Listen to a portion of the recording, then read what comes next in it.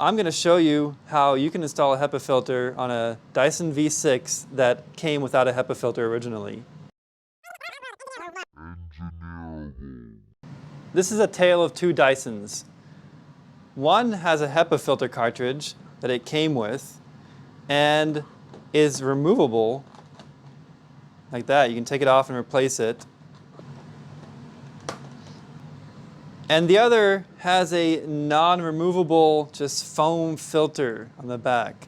So this thing will spew out dust sometimes if this filter, which is missing at the moment, right here, if this filter is dirty. So the question is, how do we also put a HEPA filter on this DYSON V6 vacuum cleaner? Because the body is the same, it's just missing the HEPA filter. Now you might be asking yourself, why do I need the HEPA filter cartridge? Isn't the foam cartridge good enough? The answer is no, because some dust does get by the cyclones and it gets by the pre-filter and it makes its way out of the motor. So in order to catch it, you're going to need the HEPA filter cartridge here to catch this dust. And let me show you the evidence of this dust. It's in here. You see that?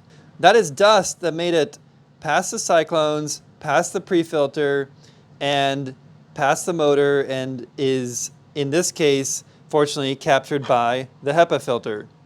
So the HEPA filter will catch all that dust. And the inside of the HEPA filter doesn't look too dirty, but it has a lot of pleats that the dirt gets caught down way deep into the pleats. Now, in order to add a HEPA filter to your DYSON V6 that doesn't have the HEPA filter, you're going to need two parts. You're going to need this rear motor housing that is designed to fit the HEPA filter, and you're going to need the actual DYSON V6 HEPA filter cartridges themselves too.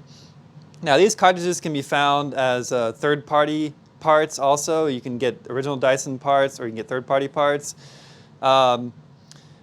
These pieces are more difficult to find, and I'm going to provide some links in the description on where you can find these rear motor housings.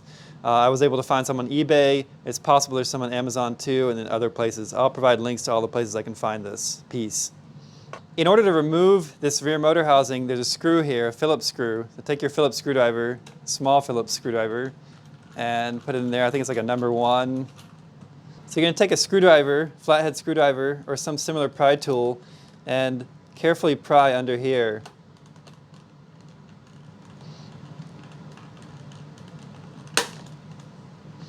Until that pops out.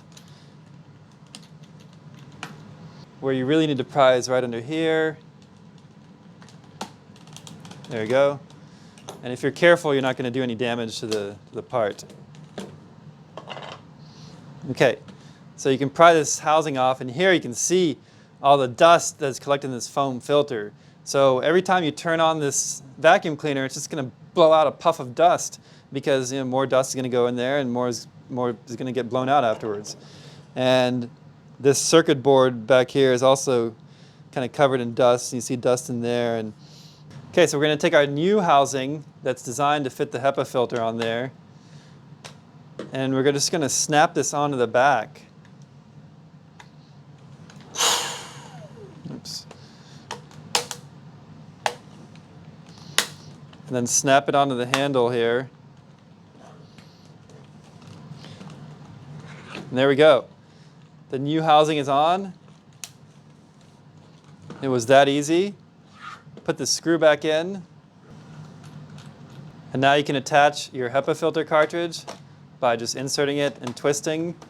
And now you have a DYSON V6 vacuum cleaner that's been converted from a foam filter to a HEPA filter cartridge.